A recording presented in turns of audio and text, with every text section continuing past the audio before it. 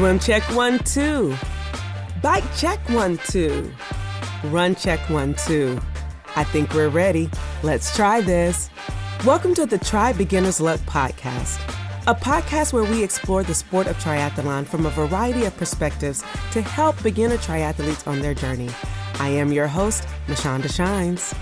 Welcome back to another edition of Try Beginner's Luck. Oh yeah, this is week 3. I'm feeling like I'm back in a groove.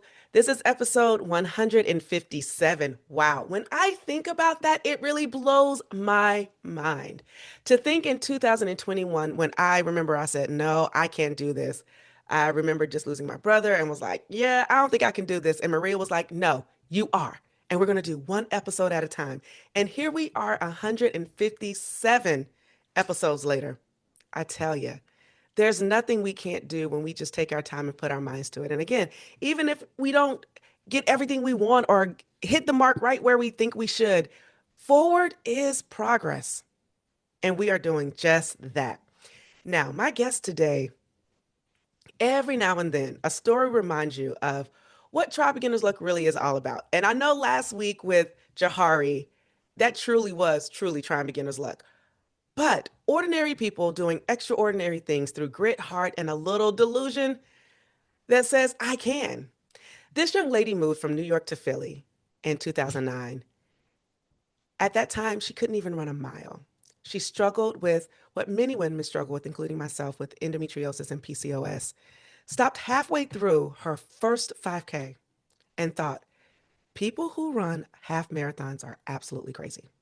Fast forward, this is the same woman who has crossed the finish line of 7 Ironman, 2070.3 events, 25 marathons, 10 ultras, all fueled by that Philly grit, late night swim sessions, and as she would call it, quote unquote, a $600 janky bike that carried her through all of her races, or at least 6 half Ironman. This story is truly about transformation, community, and joy. Racing not for perfection, but for perspective. From caring for her niece through leading a vegan run club, she's built family through miles. She reminds us of balance is a myth, joy is a choice, and the greatest race is believing in ourselves. I am so honored to get to welcome this guest because 1, I didn't know we were teammates. Very clear. 2, I met her helping as I was volunteering for a race recently. And it was like, oh my God, this is Lia Belardo. I finally get to meet the woman who will advocate for others to make sure they have what they need. And now I get to welcome her to the Try Beginner's Luck podcast. Lia, welcome on in. How are you? Oh, I'm so good, thank you. And also, the morning of Ironman California, when I went up to the volunteer table, you like made me feel so secure. And I feel like I got in the water at the swim, feeling like you saved my whole day because Mm. the calmness that you had in my stressful time, I just feel like your presence was so calming, and I thought of you the whole day. I really did. I thought of you the whole day. I was like, this every time I checked in with my friends, and I'm like, because I was like, maybe the timing chip isn't going to work. So just fast forward, I forgot my timing chip at the swim start. Like, never did that before. And when I went up to the table and you were working at it, I was so worried that it was going to be like a volunteer that like didn't know what they were doing or like whatever. And you were like the saving grace of that race for me. And I thought of you every time my friend, like I would see friends like checking in. I'd be like, oh yeah, the timing chip's working. Yes, it's going. And I just appreciate it so much. So you were with me on that whole day. Oh, wow. Well, wow. I'm not often speechless and I don't even know what to say. So thank you. Um, it's an honor, I think, to volunteer and an honor to be at the swim start because that's when people are the most frantic, especially when they've lost their timing chips. And so my friends and I figured out this. We like to be with the glasses table. Obviously, I wear glasses, so it's important for me to be with people and to serve in a place where I know I can assist. but also the timing chip where we've all been in that case where we've forgotten it. And so making sure that those numbers are transferred correctly is so important. And so I'm grateful that I was able to be calm for you because in my mind, I was like, there was so much happening at that time. So Yeah. to say that I was calm is that brings me a lot of joy. And I'm really thankful that I at least impacted your race in a good way. I couldn't have asked for somebody better. It was I had never forgotten. I am so organized. I have everything organized to the I even do spreadsheets to calculate my fuel at aid stations, like with Excel style spreadsheets to make sure, and I set alarms. Like I am so type A about race execution that it really threw me into a little bit. I don't usually get so much of a tailspin. I'm usually very cool and collected and prepared. And that got me, but you changed my day. The morning I was really stressed out, and then you flipped it, and then as soon as I got in the water, my whole day changed after that. So I had the best day ever. It was my favorite race. I'm going to do it Awesome. again next year, California. It's just such a good race. If we get good weather, which we had this year, like unbelievable weather. I was so lucky. Yeah, it It was was really perfect. it was a perfect day for sure. I'm curious, really, really curious, Leah. You say that you're type A and that you are prepared. What happened that you forgot? Because I want you to explain this because even with your seven Ironmans in the game, like you've done seven and you've done countless of other races. So you know what you're doing. And even though you are prepared, you got to be prepared for anything happening. And so, Yeah. how did you forget or miscalculate your timing chip? I will let you know after I went to your table. I unrolled my wetsuit and it was right there tucked into the leg of my wetsuit. So I had had it the whole time, but I didn't want to bother you guys. And I figured what was done was done. So I just put it in my morning clothes bag and was like, I'm not going to go back and give these volunteers more work to do and confuse everyone. They already set it up. And so I thought it would be more confusing if I went back. So I didn't. And I still have it. I know I need to return it to Ironman. I got to like mail it back to them, but I have it. Like I just put it in my morning and all my girlfriends that I was with at the race start were laughing at me. They were like, you didn't think to, because I had unpacked the bag and it was stuck under the leg of the wetsuit. Like, why did I do that? Did I tuck it in there for safekeeping? I don't know. Which goes to say, when you get your timing chip, put your timing chip on, Yeah. right? Yeah. Because putting your timing chip on, at least when you knock yourself at night when you sleep, you're like, I have it. I Yeah. have it. Because things like that happen all the time where you are Yeah. so prepared. You know you've done all the checks and balances. And because you in this case were so prepared, your timing chip got stuck in a place that it shouldn't have been, although it was in the right place Yeah. for when you rolled out your wetsuit because you were overly prepared. Well, I was just, I don't know, but what can you do? I still have to, before, I don't know if Ironman, they say they charge you. I have to just mail it back soon. Okay, maybe I'll email them Yeah. after this call. Yeah. Because we don't know who might be listening and who might be like, oh, so we have timing chips out here. They're just So timing chips floating around. yeah, let's get that back. But let's take us back, Leah. Like you've been around the sport since 2009. Yeah. And at the time, you couldn't run. You felt like you were out of shape. You were doing a 5K and was like, nah, I can't even do this. How did the early struggles shape your mindset for the athlete that you have become today? Yeah. So I lived in New York City. I worked full time in finance at Merrill Lynch. It was a high stress job. I had adopted a dog named Bachi, and we just started she wanted to run. So we started doing 1 mile. I would run from my house on West 43rd and 10th, run down to the Jacob Javits Center and back, and that was a mile. I would call it my longest mile.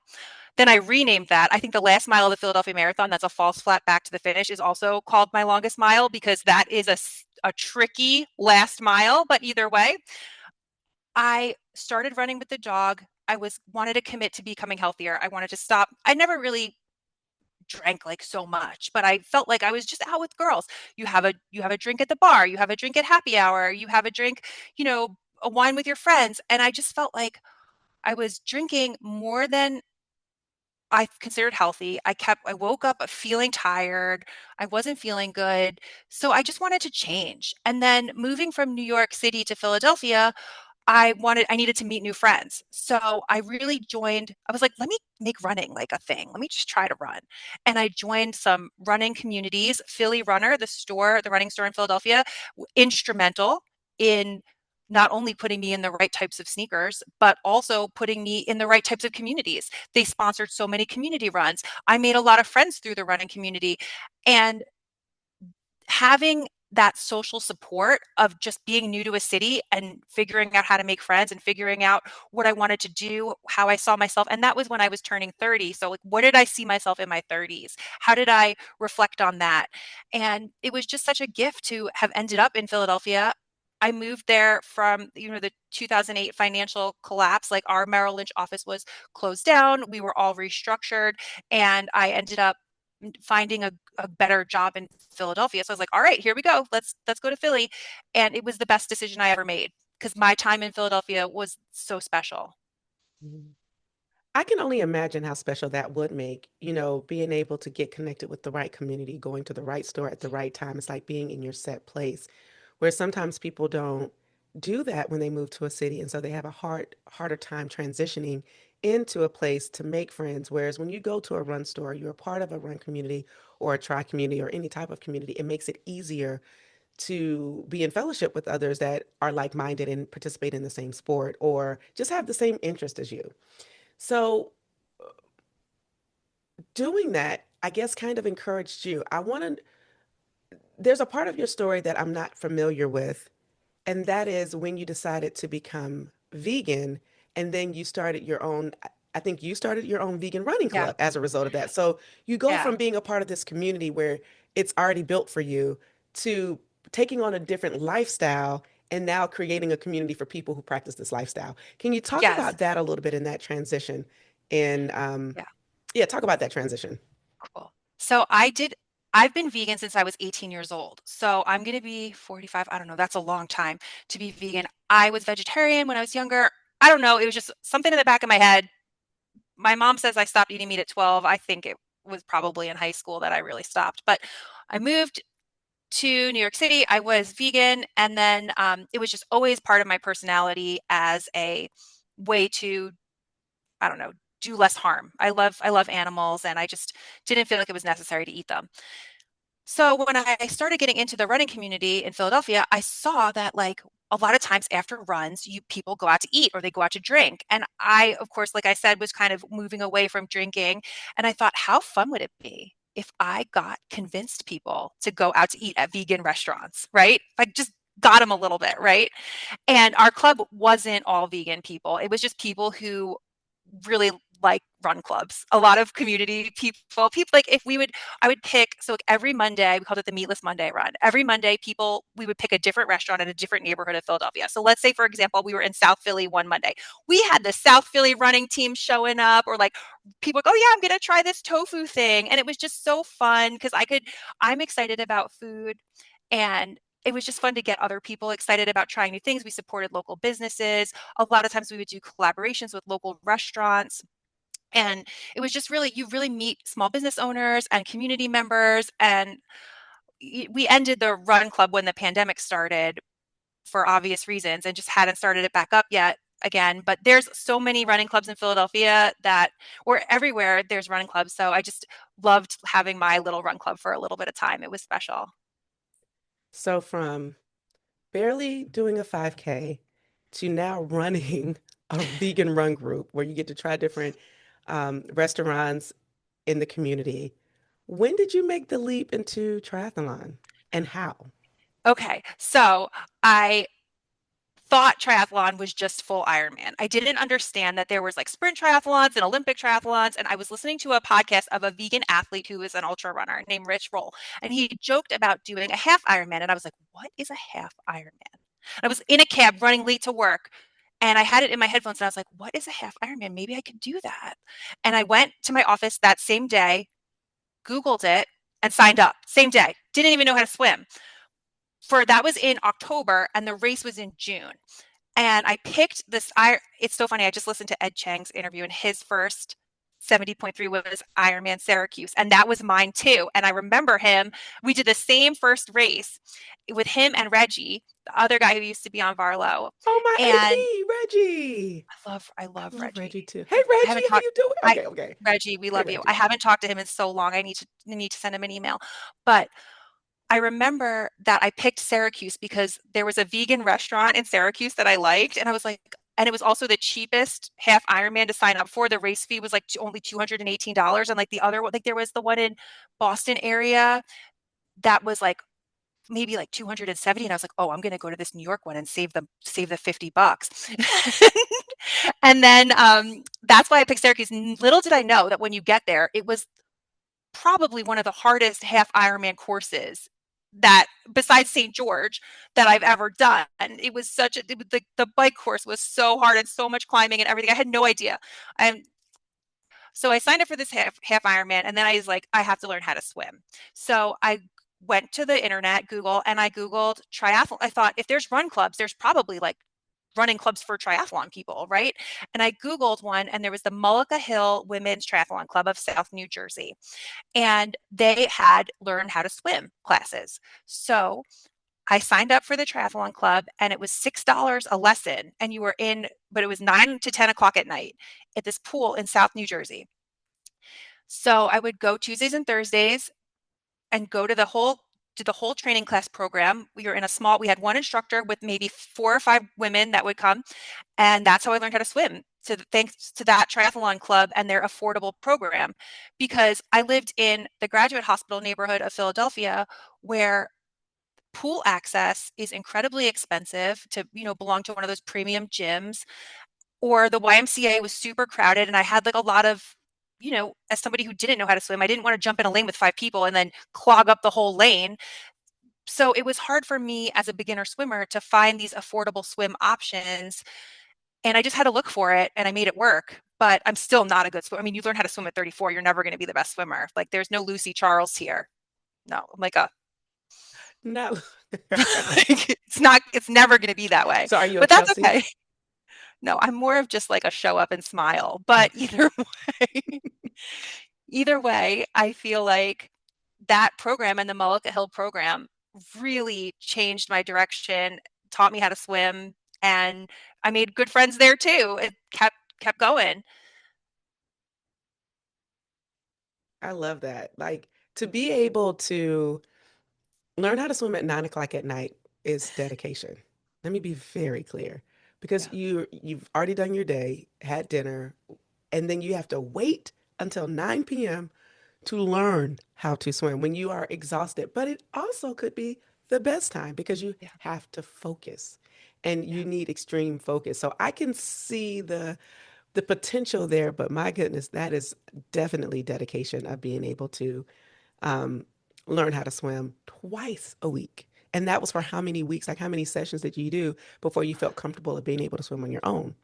Oh no, I did there was the fall program, and then I was in the spring program. So I was doing these classes up until like my first race. So Mm. before I figured I signed up for the Syracuse half, I was like, I better do like a other triathlon. So DQ Events in New Jersey does a lot of really affordable local South New Jersey triathlons. So I did a sprint triathlon and then an Olympic within like the first month of season opening. And then I went right to that half Ironman. So my first year of triathlon, I did one sprint, one Olympic, one half Ironman. Was like, that was it. Wow. Okay. So let's go back to that first sprint. Tell us, Leah, what you were like then. What was the swim like? What was the bike like? What was Yeah. transitions like? What was the run into the finish like? Give us your scoop. Okay. So as I don't know if you swam in New Jersey, but I know that the lakes in New Jersey have these like rat snakes, right? They're these like long black snakes, and they're totally harmless, but um I am deathly afraid of snakes. I cannot tell you how many snakes are in these lakes. And I used to call Jason Kildary's swim at Camp Akanikin. I used to call it Snake Lake, and I got all my girlfriends who I did end up doing triathlon with to call it that. But either way, that was my first thing that I saw was these like snakes coiled up on the opposite side of where we were swimming. And I was like, oh, that's okay. I like lied to myself. I was like, they're not going to come near us because all of our like movement is going to scare them away. So it's totally fine. But I was really scared to get in the water. But DQ events in New Jersey, not to, talk about them again, they had a special program where if it was your first triathlon ever, you got your own start at the end, no matter what your age group was or whatever, they gave you your own kind of send off. So I started with all the beginners. It was mostly women and we all gave each other hugs before the race and I got in the water. I did the out to the buoy and back. And then I got on the bike. And then the run was supposed to be a 5K. And I remember it being like, it's always a little short. It was like 2.7 miles. And I was like, look at this fast time. This is amazing for me. Wow. But then later I realized it was a short course, but I just felt so good. I made my mother come and my mom came to all my races. She would wake up so early and be there because I was obsessed with like laying out the transition and like the way I thought was the most efficient. And now it's so funny because I'm less picky about that, but I used to take pictures of my transition and like look at them. And then I was on Pinterest Googling what is a transition mat and I made my own and all of these things. And I was so excited about getting involved in the details of the planning that I think that's why I really enjoy triathlon because I love all the rules. I love the fact that like everything is like really organized and everything is set up in these specific ways. And I just really, for some reason, it really got me. I love that. So that was my first sprint. I raced Athena category. I'm a proud Athena. I would love for more women to race Athena. And just, I think I ended up, I could be wrong, but I'm pretty sure I podiumed on my first as Athena. Nice. But probably because if I could guess, it was maybe not enough people signed up for the category. There's been a lot of times I come in 1 out of 1 and get first place. That just means you are the bomb. You are that good. You are that girl. I would just love more women to, get empowered to race that category. I think that there's some people, especially in Utah.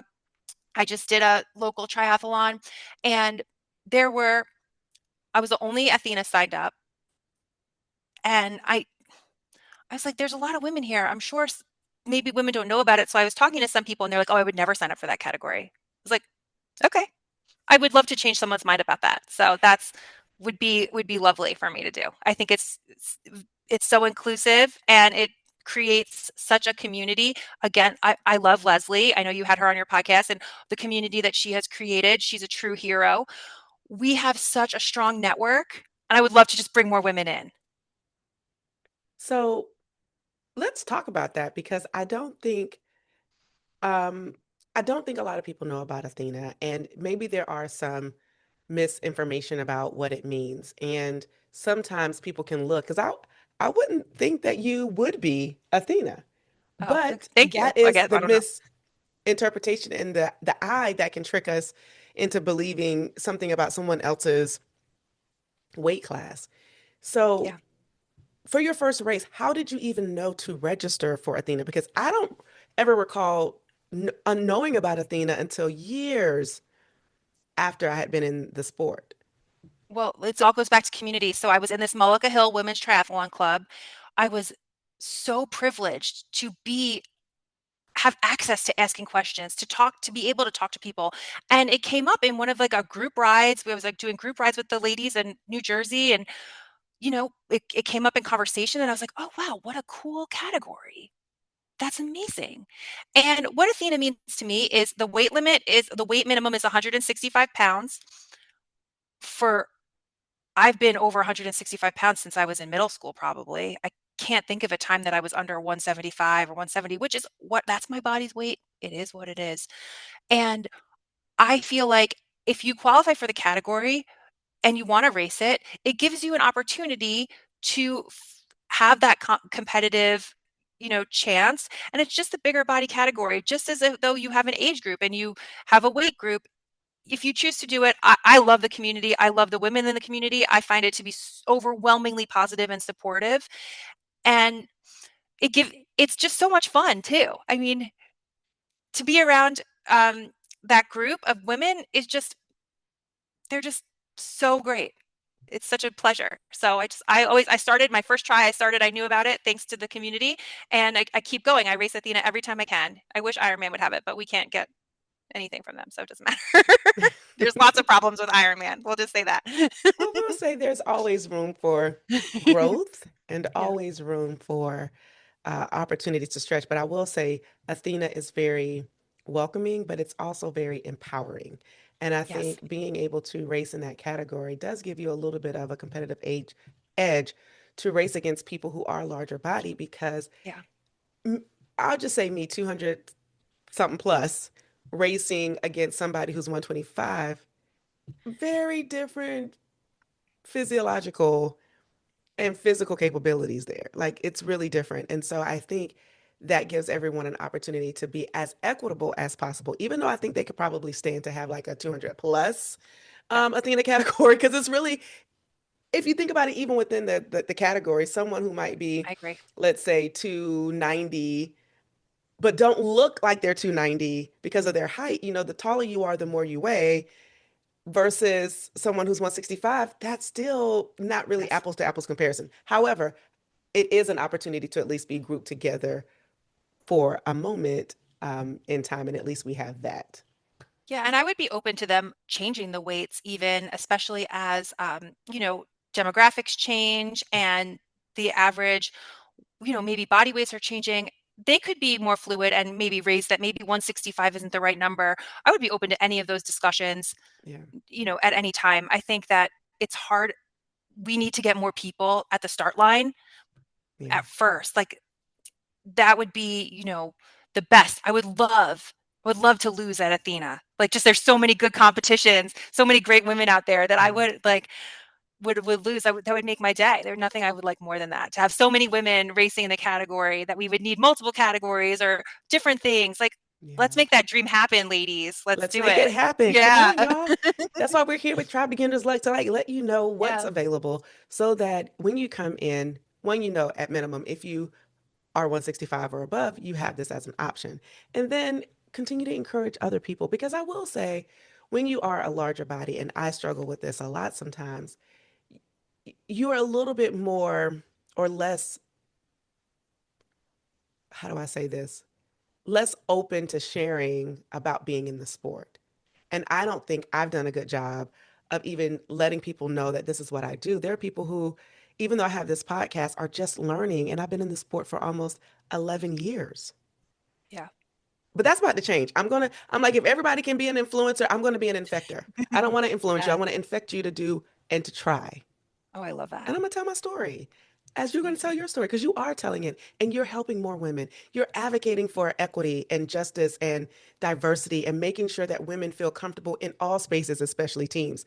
We won't go into Yeah. those details, but we do know that that has been, you have a voice and you've used it not for yourself, but on behalf of others. And that's important. And I just wanted to give you some flowers for that. Oh, thank you. Well, I'm a squeaky wheel because I think it's really on my dad's side of the family, I'm the first person in my family born in America.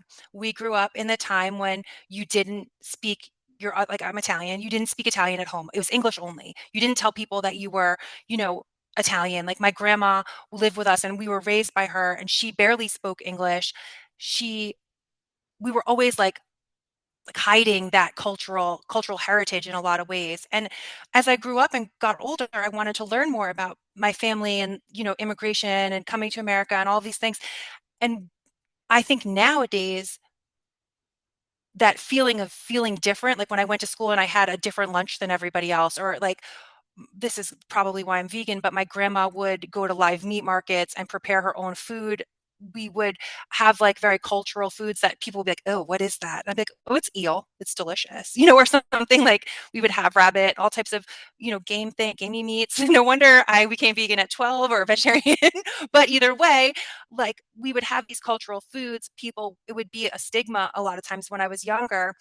And I not that I can fully empathize with everyone else's experience, but I definitely have had some of those at a lesser level feelings. So I do think that the empathy is universal. Like, why can we not make this world good for everybody? Why can we not make triathlon, have everybody show up and feel safe, have everyone show up and feel like they have a place? Why are we gatekeeping? Why are we being weird? Like, what's the fun if you can't bring everyone to the party? I don't know if that makes sense. No, it totally doesn't. You make me think. I think this was Warren G, and I could be wrong, but it's not. It's not. It ain't no fun if everyone can't have none. So that's what it made me think about because I think in I love songs. that. But everyone, I mean, I think what you're saying is what we are trying to search for in the world is Yeah. for that inclusivity and not gatekeeping and not. I don't want to get into that. So Yeah. let me pivot to a different perspective. Okay, so you did your first one as an Athena, right? Yes. You podium potentially. You can't remember because it was in I'm pretty 2009, sure I did. Yeah, but but it we're going to say you was 20, podiumed. 2014. But yeah, that was my first. No, my first one was 2014. Yeah. 2009 was my first running race. Thank you for that correction. So 2009 is when you Sorry. started. Oh my Yeah. gosh, Leah, we have the same semi story. Stop it. Girl, no, let me tell you. We do. So 2009 was when I did my first 5K. Yeah, And same. then 2014 is when I did my first race. So we've been in the sport 11 years. We are queens. We're queens. And we were meant to be like this Oh, moment. Okay, so you did your sprint. Then you did an Olympic. So yeah, you like had such a two good weeks time that later you was went and like an did Olympic. another Olympic. Well, you did your first Yeah. Olympic. What was that like? And It going was the increasing in that distance. It was fine. Since I'm such a bad swimmer, the Olympic isn't my place because your swim is the same almost as the half Ironman, but the bike and the run are so much shorter. So at the time, I was obsessed with spin class. Like I loved going to spin. I love music. I love the energy of spin. I was like such a spin girly. And so I really loved cycling. Like I got into like riding a bike outside because of going to the gym spin class. I was a member of this gym in Philly called City Fitness, and the girls who were the spin instructors were so cool. And I was like, oh my God, one day I'm going to be so cool a spin instructor with like their cool playlists and everything. They're like hand weights.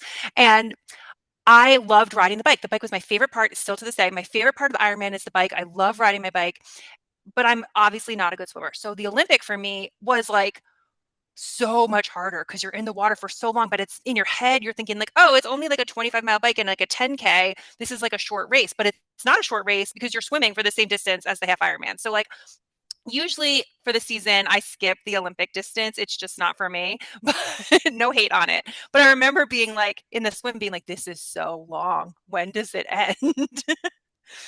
But that's about it. And then it was good training for I'm sorry, for the half Ironman that I did in Syracuse, which was so that swim was longer, but it pretty much the same distance. So I find it so hard to believe that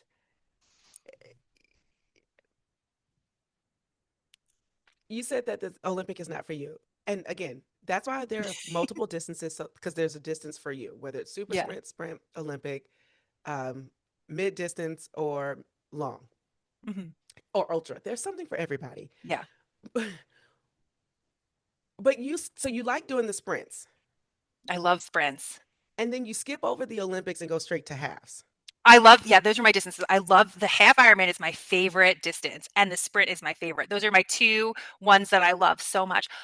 I don't know why. That's just it is. I think it's the expectations of my day. I don't know. I really should actually think about this more because I'm not really fully formed on this opinion, even though I've had it so deeply for so many years. But I do love a first sprint. It gives me the opportunity to really push myself. I try to go all out on a sprint. I try to really focus. For the half, my goal is always like staying consistent and being on top of like everything. But then at the end, I like to push myself at the end.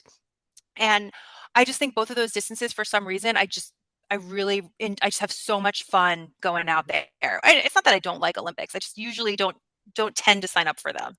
If there's a sprint option, I'll do that one. Fair, fair. So we're just going to skip over the Olympic because you don't want to talk about it. Here we are. We're in Syracuse. Tell us Yeah. about the race that you signed up for without even thinking about it, without knowing how to swim. You're just like, hey, because Rich Rose said I Yep. can do it, I'm gonna do it. So tell us about this Okay. 70.3. So like I said, janky bike. I had a specialized LA entry level aluminum road bike, but the components aren't even like a Shimano named. Like they're not like Shimano 105. It was like I brought it to a bike store. I got it at a bike store in Delaware because I didn't want to pay the taxes.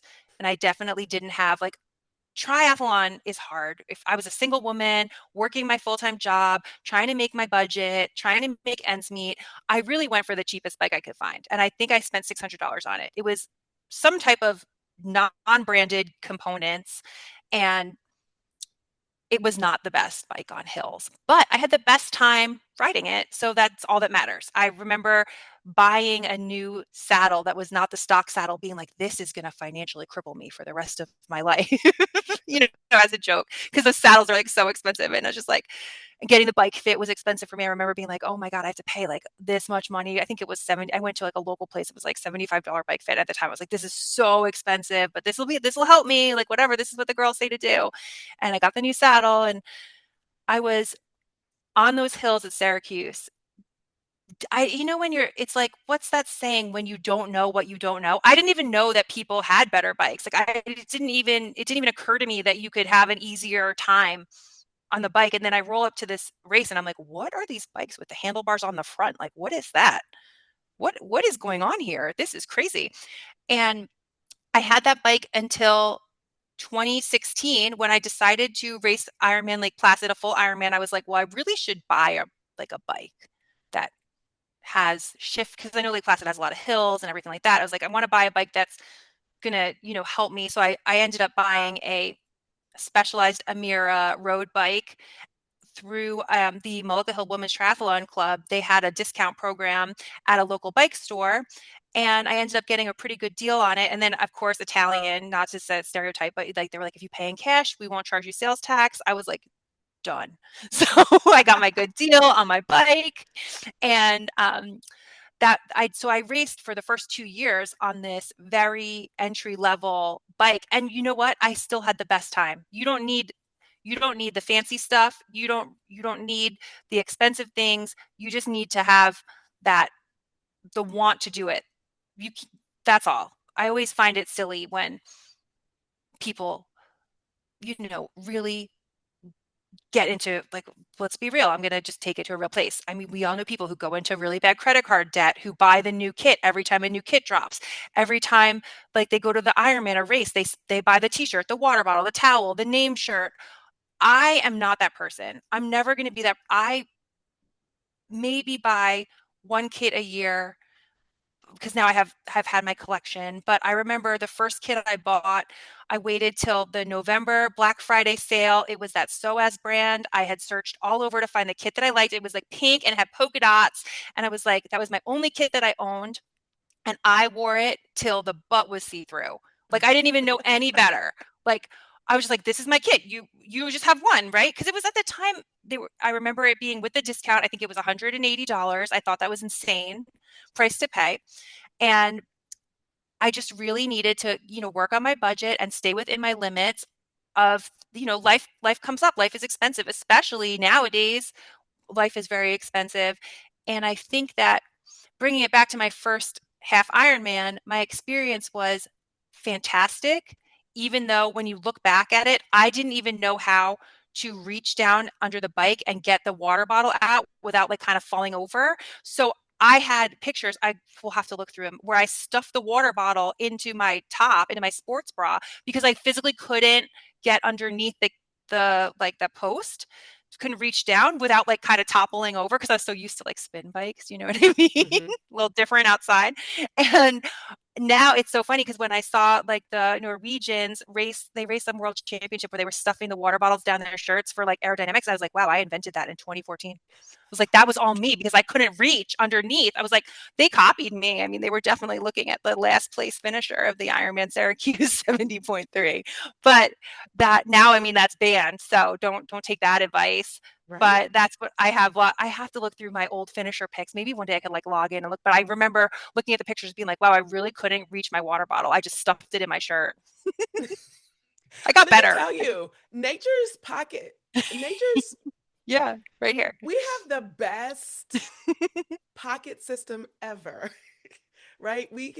It's the best pocket system. I used to stick my water bottle down there even as Yeah. of a couple of years ago because one, it keeps you cool, Yeah, it and works. so many things. So I'm a little bit PO'd maybe at the Norwegians for getting that ban because that was a whole moment. And now, honestly, they're like, okay, you banned us from this. Fine. We're still going to show you. They've been sweeping I everything. So, whatever they're doing, stop banning them. Let them do what they know. do because they're only going to come back and still win. So, Yeah, and those guys, like myself, they're very minimalist. They keep their training really minimalist. They keep their gear minimalist. I love the two of them. They're all of their mentalities. I find that I really enjoy learning from them. Not that I'm a like, you know, well, Leah, even no, when you talk about the budget and the credit card debt, it's a real yeah, thing. I had this thing where I only did one race a year when I first yeah, started for like the first 5 years. So when people are like doing like multiple races and they've already done like 50 races, I'm like, but how? And I'm like, yeah, uh, you know, races were like $150 to register for, but that's not including all the other things. And so I used to have this yeah, thing where I'm like, we're going to try on a budget. yeah, So this is what we're going to do. This is what I can do for this year because you know, I was an entrepreneur. And so I was modeling uh, as I guess, quote unquote, gigger and had a apparel company at the time. And so it was just like, this is what you can do. But it was even a bit of a struggle then. What would you say to somebody if they wanted to get in? Because you're right. I personally also only get one kit a year and I have to pick, like, is it going to be this person's kit or this person's kit? But it's one of them because kits now are like upward $200 yeah, just to swim, bike, run, or pee in, or do other stuff in. And I'm like, I don't know about that. yeah. So, what would you tell like a beginner who is contemplating starting, but really doesn't have the finances to do that? Where would you tell them to start? Yeah. So first of all, don't you, you don't need a good bike. Literally any bike that you like, any bike that's comfortable. You can go on those Facebook groups, try and sell it. You can find a great used bike. There's so many people selling bikes. You can negotiate with people, you can find deals. You got to do the legwork of searching. I do think it's important to invest in that bike fit, especially if you feel discomfort, but don't need the best bike. You I have a good friend named Sarah. I convinced her to do a triathlon. She did it on a mountain bike and she was like, I can't believe you convinced me to do this on a mountain bike because it was her son's bike that she had, or like someone in her family. I don't know if it's her son or her husband or somebody's bike. I was like, take any bike and you can do it.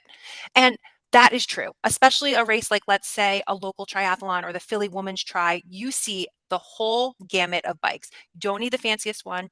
And I also don't think you need to spend a lot of money on anything.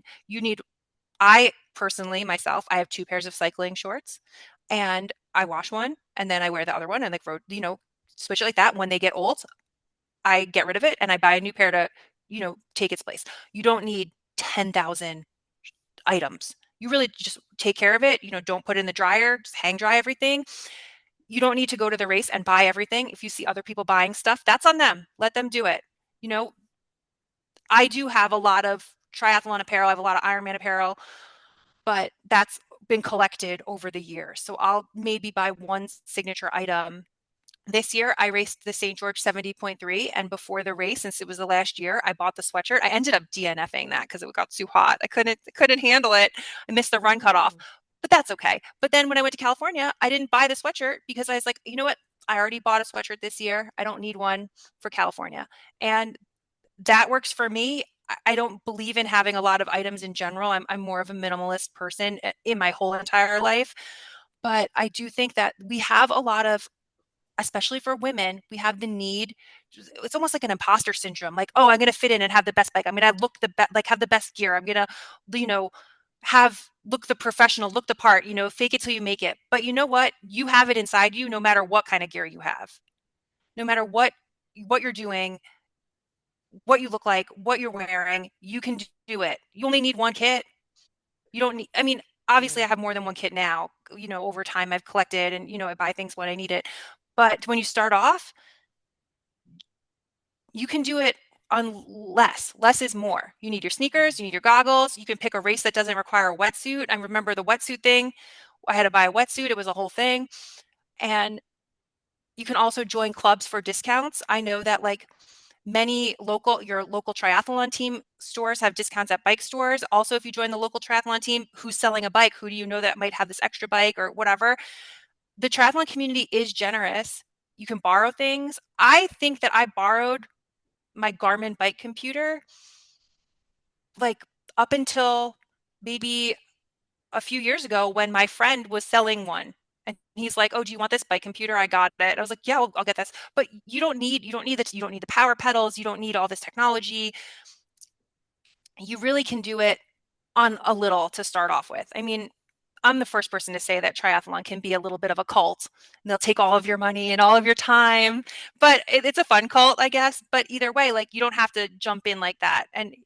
I want everybody to really understand that it doesn't define who you are as a person or an athlete by what you're wearing or what brand you're wearing or what kind of gear you have. What defines you as an athlete and as a person is like how hard you try, how what you do with it, how nice you are to people. Are you smiling? Did you have fun? Those are the things that define you and not really what you look like or how you present yourself. Yes, and I agree with everything you said. And it does matter how you do show up. Look good, feel good, you do race well. Yeah, that's However, true. you can still do that on a budget. And there's a lot of organizations where you can now buy used kits, Yeah, right? And you can get a kit now on Amazon for the low low. Get a kit that's within your budget. So there's so many different ways you can do it. But I do understand the premise of, you know, make sure you're doing the best for you in your season. And as you continue to grow in the sport, you will get most. Because yeah, the worst thing you could do is go out there and buy all this stuff and find out you hate it, which you won't. But you stop doing it in 2 years. So now you've wasted yeah. all this money. But anyway, I love that. you have raced for a long time. You did your first full in 2016 when you bought a new bike. What was Yeah. doing Lake Placid like? Because Lake Placid is such a magical place. I think that was Ed's first full too. I know So, we did the same first fall. right, We have the whole same trajectory. I see. He's And the best. I love him. so, what was that like for you? And then we'll Yeah. go into the ups and downs of sport. Perfect. So I was a competitive skier when I was in high school. I was on multiple ski teams, a high school ski team, a private ski team, and one of our places that I would ski was Whiteface, which is Lake Placid. I grew up skiing in Lake Placid and in Gore Mountain, which is the sister mountain to Whiteface, which is a little bit more south in the Adirondacks. Every year of my life. I've been going to the Adirondacks since before I could even remember traveling. My family had a little cabin, like a type townhouse up on a different lake in the Adirondacks close by to Lake Placid. And when it came time to choose a full Ironman, there was no choice for me. That was my race that I was going to do. I know that area. I was on the bike the second time I've done Lake Placid. I finished 3 times. I've raced it 4. I have 1 DNF. I got a few flats. But I remember the second time I raced Lake Placid, they had us go into the parking lot of the Whiteface ski resort. We had to get an aid station, loop around. And I was thinking to myself, if you had told 16-year-old me that one day I would be riding my bike where I go skiing, I would Mm. never have believed you. I wouldn't even have known how to ride a bike, and that was just that area is very meaningful to me. And my whole family got to come and we all got to like have nice moments with my sisters. And it was just such a beautiful weekend to celebrate, and I just can't think didn't have any better experience. It was the only thing I would do differently is I was so nervous about DNFing, and now less I'm less attached to the result. But at my first Ironman, I had done fundraising for a charity. I had made a really big deal about it, which is rightfully so, right? First Ironman, like very exciting. It was meaningful to me, but I think I put too much emphasis on on the result. And I didn't have the type of like confidence in myself where Mm. like I thought at the time in my head, I was like, I better finish this. If I DNF, like, is what's going to happen, like life is going to end. Like I put so much emphasis on getting that finishing result. And I really think that what I learned later in life, especially after some, other things that happened with my family and like medical concerns and everything, what I don't really emphasize that result so much as the journey, if that makes sense. Mhm. Like I don't, I think I'm kind of detached from how the result is in a lot of ways. Leah, that's so much truth. And I think this year I've taken the liberty of hitting the reset and starting over because it is about the journey. And yes, the shiny medals, I think I said in your, your opening, it's not about the medals. It's about, um,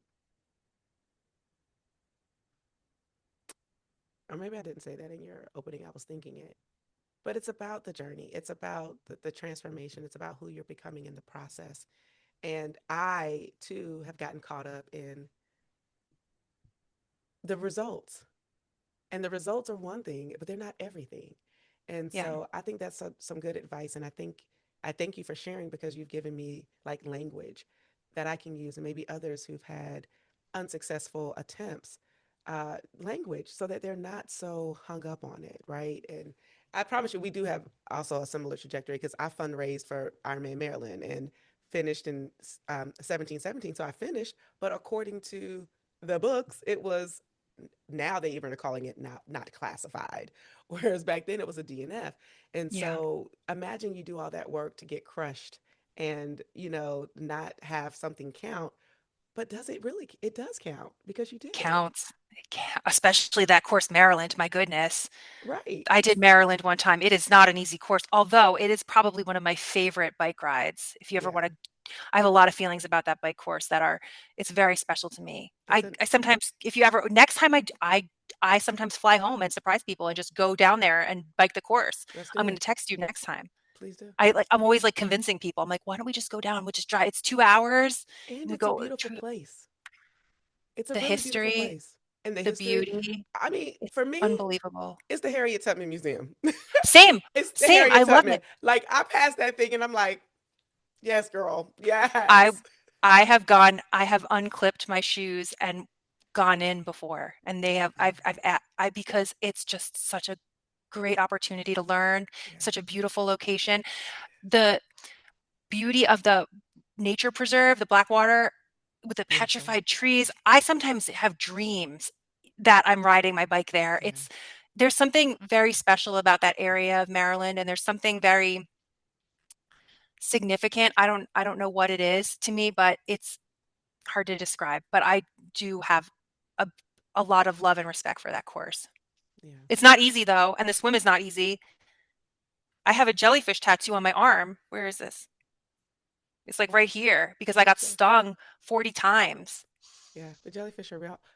Well, anyway, we can clearly you and I can talk. I can talk to everybody forever, but seriously, that's why I do this because I say it. I'm like people probably like Michanda, you say it for every guest. I really do enjoy hearing people's story and learning more and just seeing that there's always someone out there who has experienced something that you've experienced. And so if you've ever think that you're alone, you're never alone in this sport. There's always someone who's come, gone through something that you've gone through. You just got to stay in it long enough to see it and not give up on yourself or on the experience and the journey. Leah, you've done so much, and thank you for going in. Like I didn't even have to ask you; you went right into the ups and the downs and how to process that. What's next for you? Like, what do you see yourself doing in sport? Like, what's next for you? Because you've been in sport for 11 years. You've been actively running and participating in community for a little over 18 years. Where do you see your next steps, and how do you want to create space where you are now in perhaps Utah? Well, it's a little Utah culture is something that I'm learning. I've never lived in like a conservative area before. New York and Philadelphia and then California, Seattle, like all of these are very liberal areas. So I think that my new journey when, in Utah is to reach out to like-minded people that I can connect with. And I'm starting, to we just got here, so we haven't even moved into our main house yet. So hopefully, this spring, I can really start to figure that out. For athletic goals, I definitely have always wanted to do a 50 miler. That has been a deep dream of mine. And I did find a race that lets the 50-mile people start with the 100-mile people. So as long as I can like grind it, I'm so stubborn. Italian people were so stubborn. As long as I can grind it out and make the cutoff, like really one day, it's this March. So hopefully, like fingers crossed, like I can do that. I love the idea of just endurance and I don't know why, but it's just something that speaks to me. One day, maybe I would like to run some of the world majors. I've done a few of them. It's incredibly expensive. It's just it's something that like it's something that I'm going to have to take slowly. People don't realize sometimes when you get into them, like how much the cost is and the travel and I did a fundraising bib for New York, stuff like that. I won the lottery for Berlin and Chicago, which I could not believe. I got so lucky. But now I have the other ones, so those are harder. We'll see about that. Um, my my ultimate goal is to just be somebody who is safe to talk to, safe to be around. I would love to be, I hopefully am, and of course, no one's perfect and we're always learning. I always strive to be better, but I hope to be somebody that you could ask a question and not feel a judgment. You could, you know, say your complaint and would like to hear it. Whatever it would be, I would love to be a safe space for people in sports, in general, in life. I do a lot of volunteer work with different causes, and I feel very privileged that I have that opportunity as well. So just keep it up. That's really where I'm going. And what inspiration do you have for someone who might also be a vegan endurance triathlete who, uh, I think they can survive on a sprint or an Olympic, but when you get into the longer distances, how would you encourage someone who is curious about trying their first 70.3 or first 140.6 being a vegan, and what do they need to do and how should they Yeah. surround themselves for success? So the vegan is a secret power because the crazy thing about being vegan that I did not realize is your recovery time is significantly faster. Now, as I said, I was not an athlete. You know, I was always vegan and an athlete. Like I didn't have that position where I transitioned. I could tell the difference. But from what I've read, my sister's a cardiologist, and so she's always sending me like sports medicine type of PubMed or like journal articles and stuff. There is a recovery benefit to the vegan diet, right? But you got to do it right. Not the Oreos vegan diet, like not the French fries. It's like the whole foods and the plant proteins type of diet. What I do suggest is I take creatine every day. I've been on taking the creatine for the last few years, maybe since 2020. I've seen significant advantages in muscle mass, helping me feel better. There's a lot of studies that show creatine is a really good supplement to take for athletes. I also take, depending on your blood work, if you are a vegan athlete, go to your doctor. Actually, this is for everybody. Every athlete should get their blood work done regular basis. And a lot of people, vegan or not, are deficient in vitamin D. I know I was for until we moved to Southern California. When I was living in Seattle, I was very deficient in vitamin D. Then now I'm fine. But in the past, I have had that problem. Check your iron, check your ferritin, get all of those nutritional markers, make sure that they're in check. And then for me, I just watch my protein. So I make sure that for me, I try to do 150 grams of protein a day. I know that that sounds, like I'm tracking all the time. I'm really not because I've just gotten used to what I eat. But if you start feeling, and this is for anyone, if we start feeling run down, you got to rest. If you start feeling like this is too much or this is overwhelming or you're not having the best time, it's time to take a step back. And I think the vegan diet has its own roadblocks, especially with some, accessibility to things. Maybe on you can't have honey stinger waffles, which I heard are delicious one day. No, but for the most part, I don't see it as any different from any other kind of fueling, or maybe I just don't know what I don't know. So, Well, thank you so much. I think there's always some curiosities about yeah, what's not the most traditional yeah, way to do it and consume.